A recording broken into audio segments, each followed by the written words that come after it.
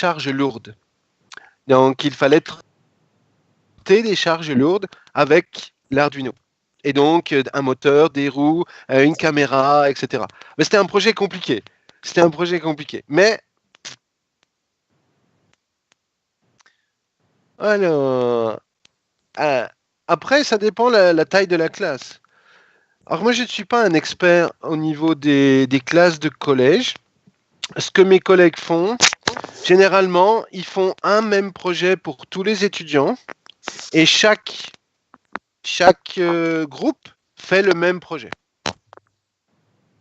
Oui, je pense que c'est la meilleure chose parce que diviser ou bien donner plusieurs projets dans une même classe, tu ne peux pas les gérer. Ça peut Tu ne être peux pas difficile, gérer ouais. tous. Oui, il vaut mieux donner un projet consistant, innovant à toute la classe et diviser les tâches. C'est mon avis, donc. Un seul projet pour toute la classe, en fait, c'est ça? Oui, mais un projet innovant consistant avec plusieurs tâches. Mhm.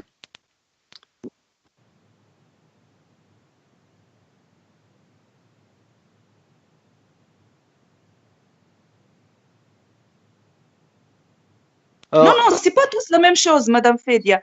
On va diviser, par exemple, on va prendre un projet, je ne sais pas, par exemple, si on va parler, je ne sais pas moi, on va créer quelque chose. Donc, on va diviser chaque groupe de 4 personnes, par exemple, ils vont faire une partie. C'est pas le traditionnel. Alors, il y a une version entre les deux. Une version entre les deux qui consiste à dire que le projet va être joué par plusieurs équipes. Ça dépend de la taille du groupe que l'on a. On peut Oui. diviser la classe en plusieurs groupes et faire à chaque groupe l'intégralité du projet. Après, il faut voir la dimension du projet et quels sont les besoins qu'on Voilà, a. voilà, Donc, nous, voilà. c'est ce qu'on fait certaines. Alors, ça met un petit peu de. Par exemple, je ne sais pas combien vous avez d'élèves, mais si on prend. Parce que le problème, après, c'est la taille des équipes. C'est vrai qu'une taille d'équipe au-dessus de. Je ne sais pas après s'il faut voir comment vous vous gérez. Mais nous, on fait des groupes qui tournent entre 5 et 7 personnes maximum. Par exemple, projet magazine. Oui, par exemple, voilà. Ouais. Magazine, on peut la diviser, par exemple, entre plusieurs articles et chaque groupe va prendre un article pour le D'accord. produire. Ouais. Voilà. Et ça leur donne la responsabilité d'un groupe. Toujours. Et Que j'ai dit ensuite, le partage de responsabilité.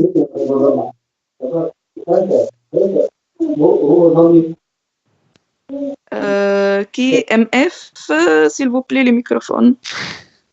j'entends pas la question, mais ou c'était pas une question peut-être. OK. Donc, est-ce qu'il y a quelqu'un d'autre qui a une question?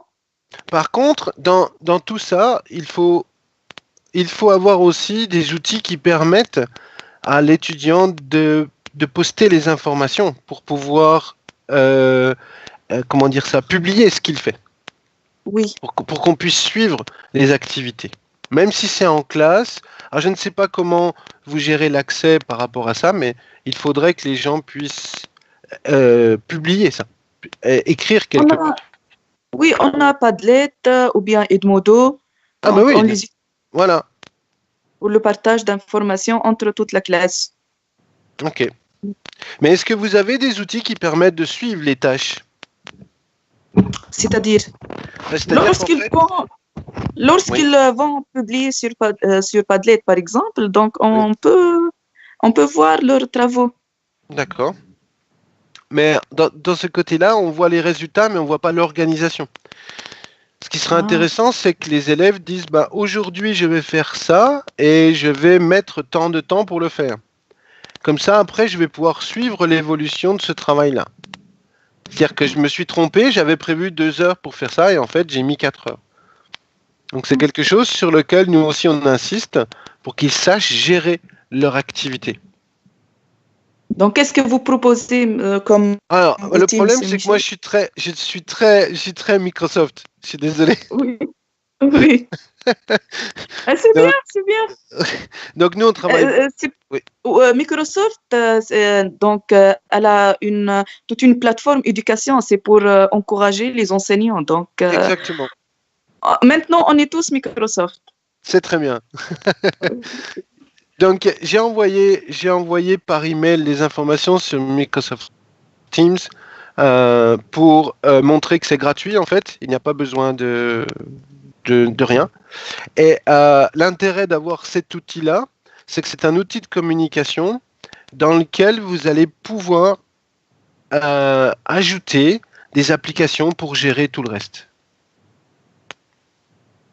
On n'a pas besoin donc d'un compte Office 365 pour Alors, avoir. ça dépend. Si c'est au niveau de votre collège ou lycée, oui. Mais sinon, si vous n'avez pas les autorisations pour ça, vous pouvez avoir un compte gratuit Microsoft Teams.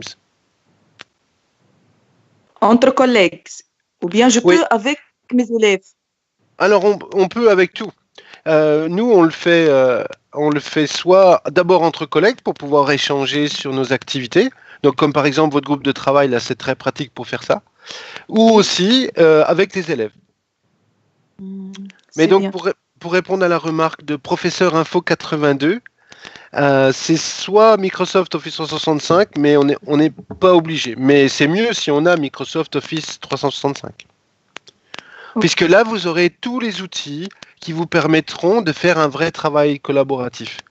Avec la gestion des tâches, avec la gestion d'activités, avec la communication, avec le stockage, etc.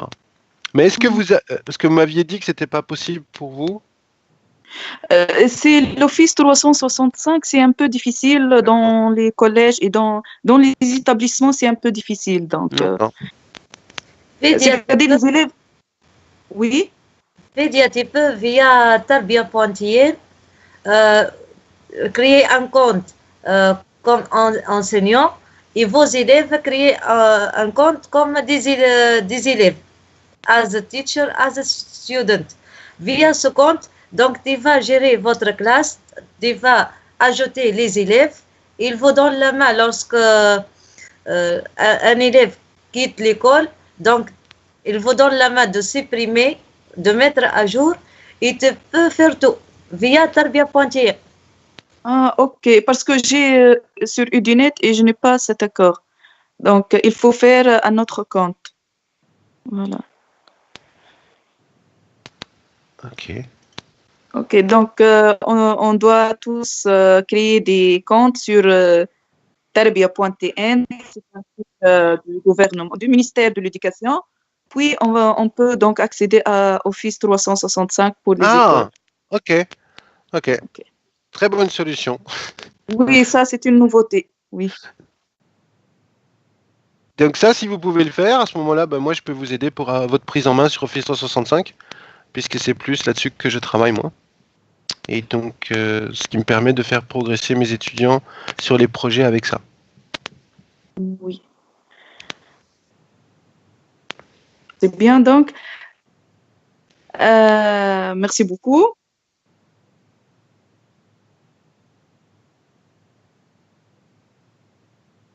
Oui, exactement. Tout à fait. Et en plus, ils peuvent partager entre eux aussi, mais dans le cadre du cours, dans le cadre de la pratique. Donc c'est ça qui est intéressant aussi. Et ils apprennent à travailler, parce que les réseaux sociaux sont toujours vus comme des éléments qui empêchent de travailler. Donc le fait Oui. d'avoir un réseau social à l'école, ça permet de dire aussi non, le réseau social sert aussi à travailler. Donc nous, on arrive à éduquer un peu les étudiants avec ça, puisque c'est un réseau interne. Ce n'est pas un réseau comme sur Facebook ou autre, donc c'est bien un réseau interne. Et ils comprennent Professionnel. l'intérêt professionnel, voilà. Et ils comprennent l'intérêt maintenant des réseaux, ce qu'on appelle les réseaux sociaux d'entreprise, parce Oui. que aujourd'hui, si un élève, quand il va dans l'entreprise, il confond réseau d'entreprise et réseau Facebook, alors que ce n'est pas la même chose. Donc le fait d'avoir ces réseaux-là vous permet de mieux les préparer à la suite. Oui, c'est bien. Sinon, je vous ai envoyé un email d'une personne qui travaillait sur les projets avec tout ce qui concerne la gestion de créer avec Microbit ou autre.